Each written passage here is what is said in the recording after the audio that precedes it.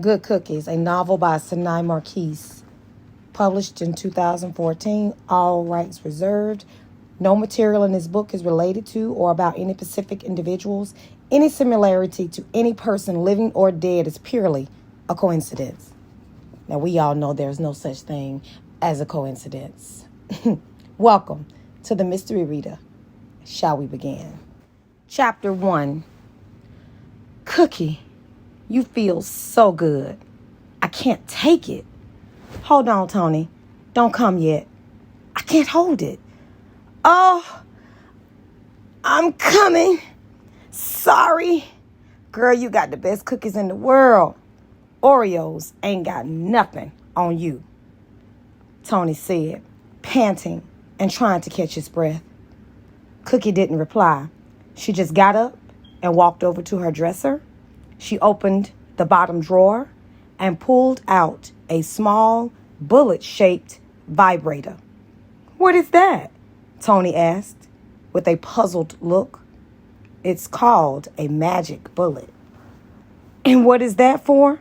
I hope you don't think you're sticking that thing in my back door, 'cause this ain't that type of party. Don't worry. It's for me, not you, Cookie replied smugly. For what? He asked. To finish the job. Don't worry, baby. Give me a couple of minutes to get myself together, and I got you. You don't need no magic bullet. Cookie rolled her eyes and sat in her special fun chair. The fun chair was located in the corner of her room, right in front of the mirror.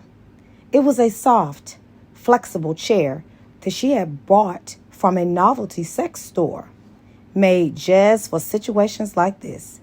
She placed both feet on the footrest and opened her legs. She guided the bullet inside of her and let out a soft moan. She began to breathe heavy as she pulled it out to vibrate against her clit. Tony looked on in amazement. It turned him on to watch her pleasure herself.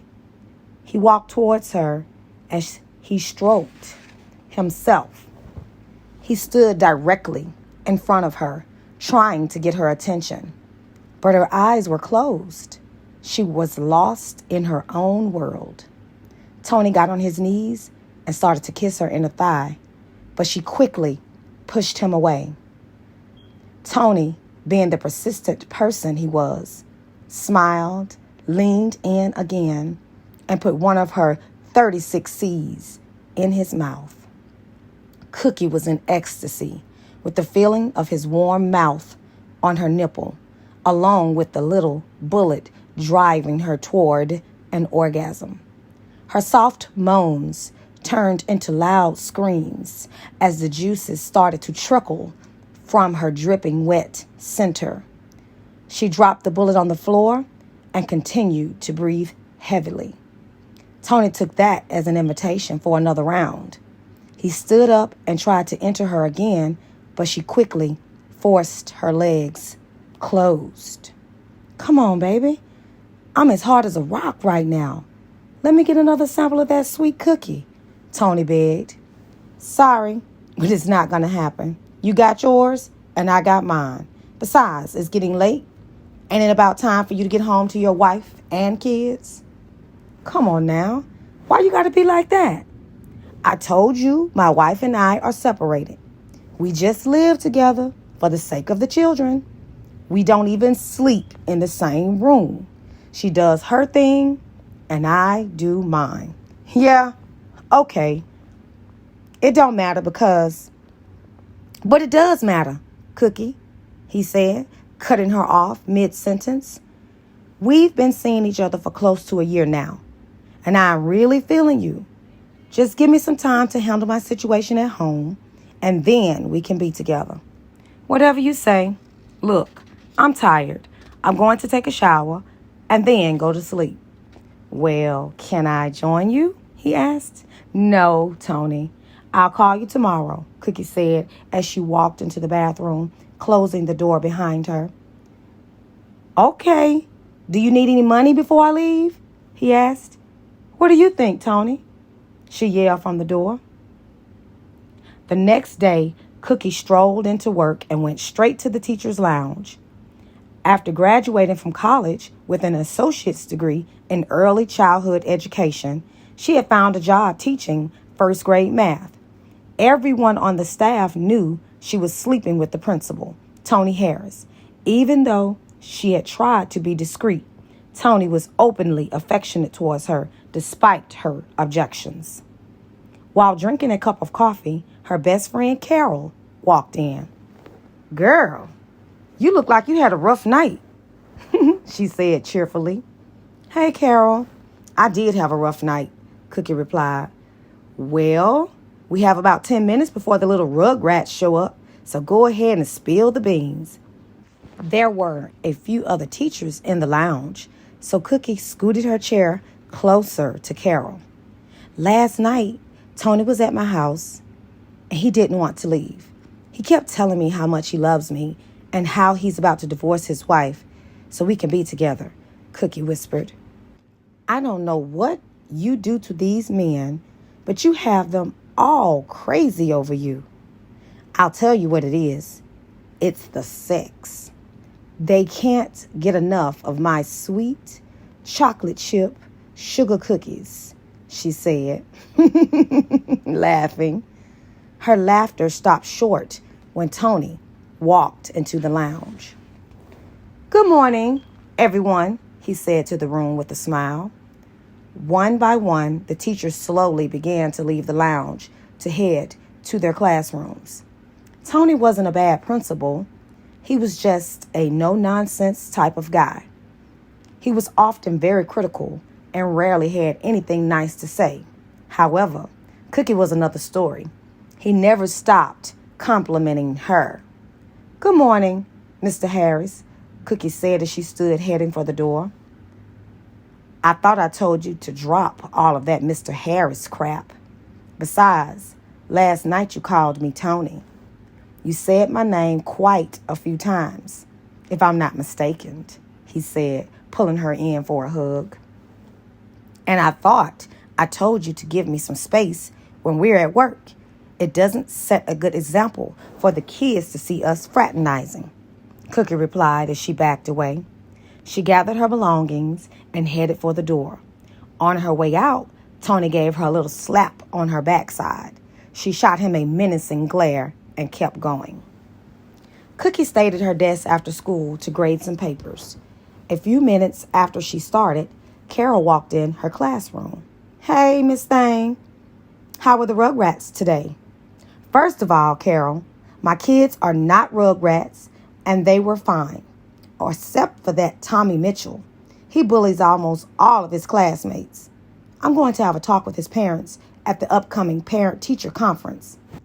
"I already know about little Tommy Mitchell. Last week, he made another little boy fall and hurt himself. When he came to the nurse's office, he was so afraid to say who had done it to him that he wet himself. I had to hear it from another boy.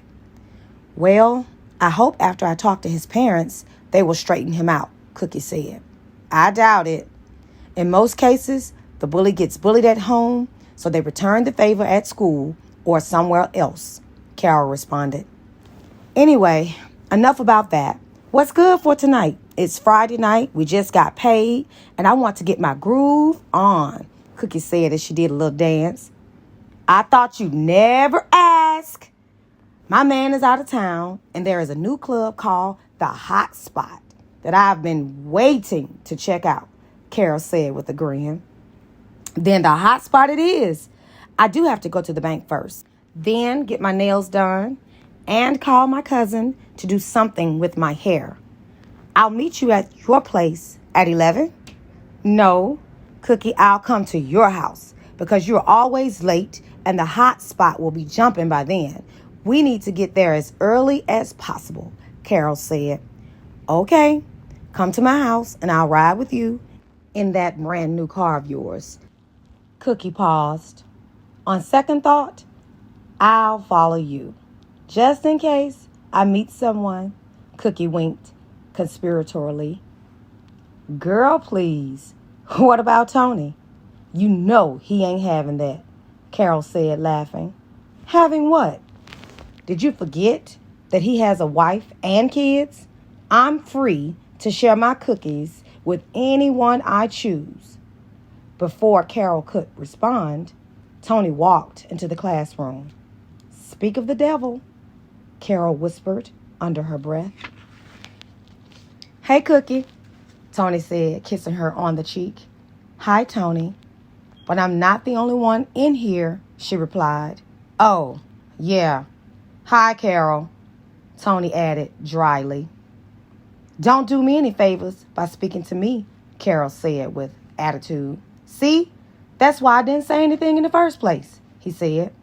Come on, guys, please don't start, Cookie pleaded. Neither one responded to her plea.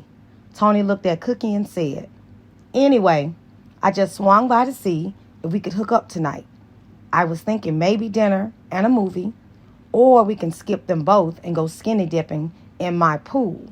My wife and kids went away for the weekend, so I have the house all to myself. Who wants to go skinny dipping with your old flabby ass, muttered Carol to Cookie, a little louder than she meant to. Cookie burst out laughing as Tony shot them both a look that would scare most people. I'm sorry, Tony, but the two of us have already made plans for tonight. Oh, where are y'all going? He asked. None of your business, because your old ass is not invited, Carol retorted. Look, I'm tired of your mouth, you weed-wearing heifer. I'll go anywhere I please. I don't need an invitation, he yelled. Calm down, baby, please, Cookie asked, rubbing his chest. We're going to a new club called the Hot Spot. It's a girls' night out sort of thing.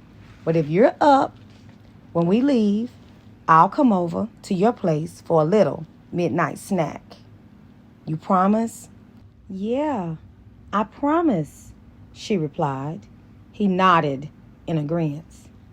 Okay, you know I got a sweet tooth, and I need a bite of that cookie. Don't worry, I got you, she answered. Tony gave her a quick peck on the lips and left. Carol rolled her eyes when he closed the door. I don't know what you see in him, she said. Please, Carol, don't start. Let's just concentrate on having a good time tonight, Cookie begged. Whatever you say, girl. I'll call you when I'm on my way to your house.